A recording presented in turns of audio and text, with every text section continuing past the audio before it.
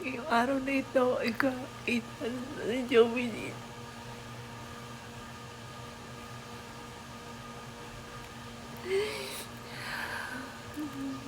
Hindi ako makapanikala.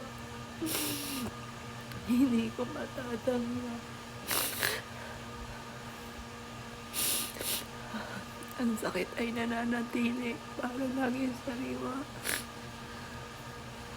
Hindi ko alam hanggang kailan ako ganito. Pero hindi ko talaga matanggap. Sobrang sakit. Sobrang sakit. Hindi ko matanggap.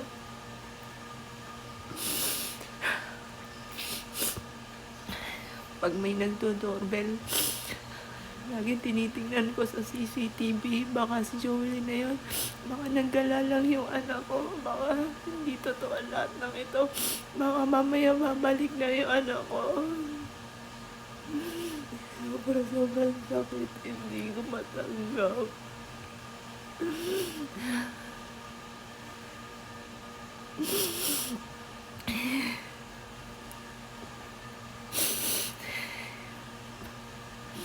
Bakit ganon? Ah.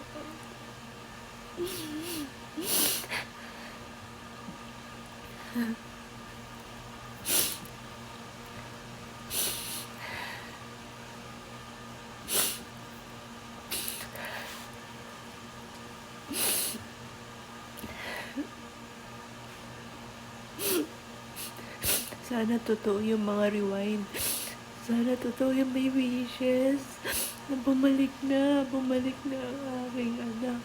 Yun ang aking mahihiling. Bumalik na si Joey Lee.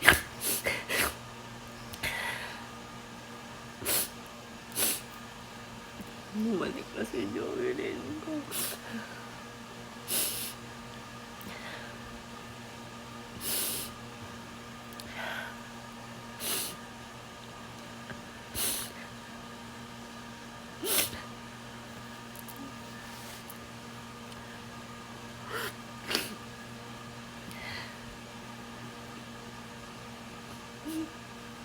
Ate, ba't mo naman kami iniwan agad?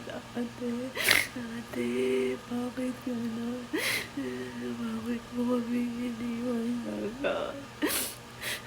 Bakit gano'n, ate? Nasaan ka na ngayon? Namimiss na kita, hindi kita nakikita. Nasaan ka na, ate? Hindi ako sanay na wala ka, ate.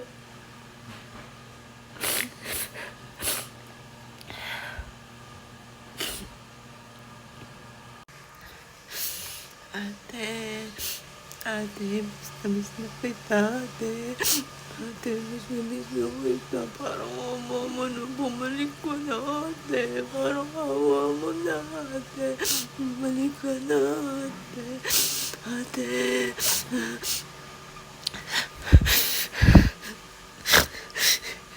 Ate, bumalik ka na. Ate ko. Ate.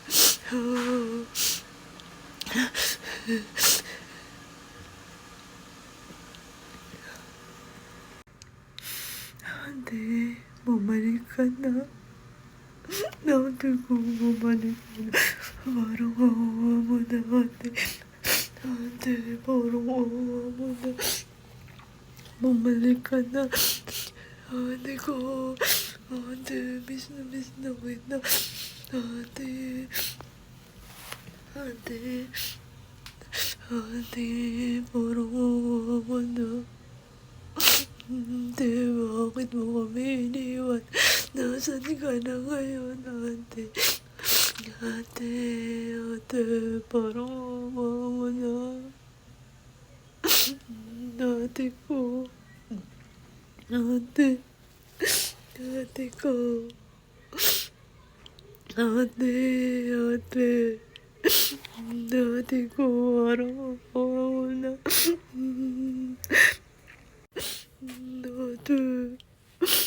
Ate ko. Ate.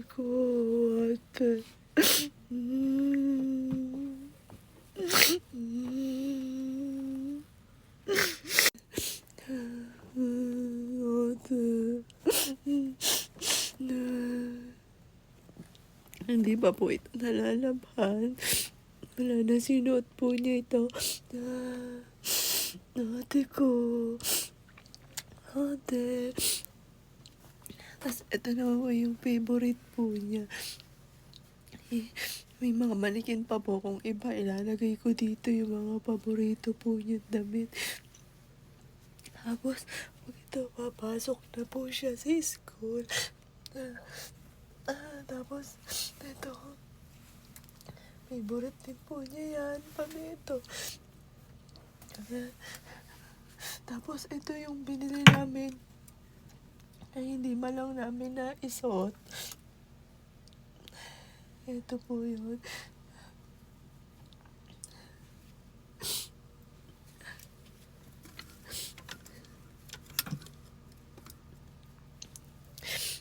Meron po kung hindi kasi ako mahilig sa mga black na damit. Naalala ko po nung binili namin yun sa binili po namin dun sa 168. May binili po akong Chanel kulay black kasi ang ganda po niya. Tapos, parang gusto rin po siya ni Joey Lane. Kaya sabi ko sa kanya, sige anak, sa'yo na yun. Maganda yun anak. Ang ganda po kasi parang original po siya. Parang nasa 800 plus yung pagbili ko sa isang blouse na yun. Tapos sabi ni Jolene, mami parang ang ganda. Sabi ko, ang ganda nga anak, sige sa'yo na. Hindi ko na matandaan kung nasaan ba yun dito napalagay. Kulay black po yun kasi hindi ako ganun kaano sa black. Lalo na po pagka tas binigay ko kay Joey. Sana sa akin na lang. Sana may rewind. Sana yung anak ko, siya na yung mabuhay. Ako na lang po ang mawala. Sana may rewind. Pero yung ngayon, dahil nga wala na po si Jovelyn, pero way babalik, may rewind siya na lang dito. Tapos, pero kung hindi na siya babalik, babae pambuhay ko, gawa naman ni Justin, nakakaawa yung anak mo. So, hindi po yun nakakatulog nang hindi ako katabi. Lagi po yun nakayak sa akin. Pero ganun din po si Jovelyn. Lagi rin siya nakayakap. Kaso nga lang po, nauna lagi kaming matulog kasi ayaw pa niyang matulog. May ginagawa pa daw po siyang assignment. Tapos nanonood po siya ng Netflix. Wala naman po akong magawa. Pag sabi, anak, tulog na. Mamaya pa ako, mami, may gagawin pa ako. Kasi baka naman masisi ako kapag hindi niya nagawa yung gagawin niya sa school. Kaya kahit kailan, laging nauna po kami matulog sa kanya. Gabi na po yan natutulog. Tapos pag nagdadasal kami nawa ni Justin, sa gabi bago kami matulog, sasabihin po ni Joey, sabi ko, anak, alika, sumama ka sa magdadasal. Alam na daw po niya yun. Tapos magdadasal rin po daw siya bago siya matulog. Mauna na daw po kami matulog. Ganun po lagi si Joey.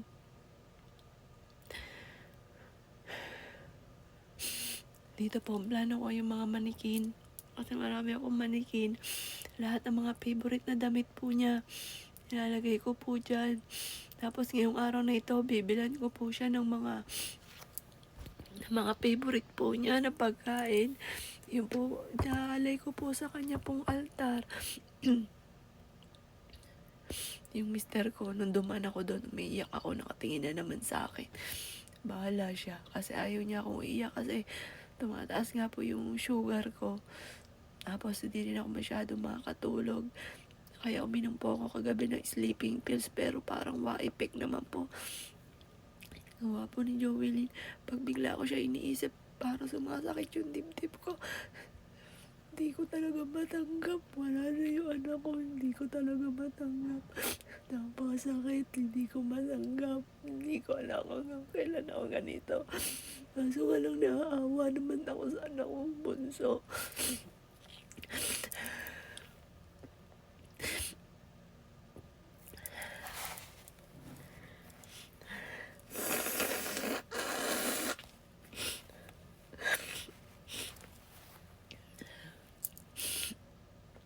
Jolene, mahal na mahal ka namin, anak.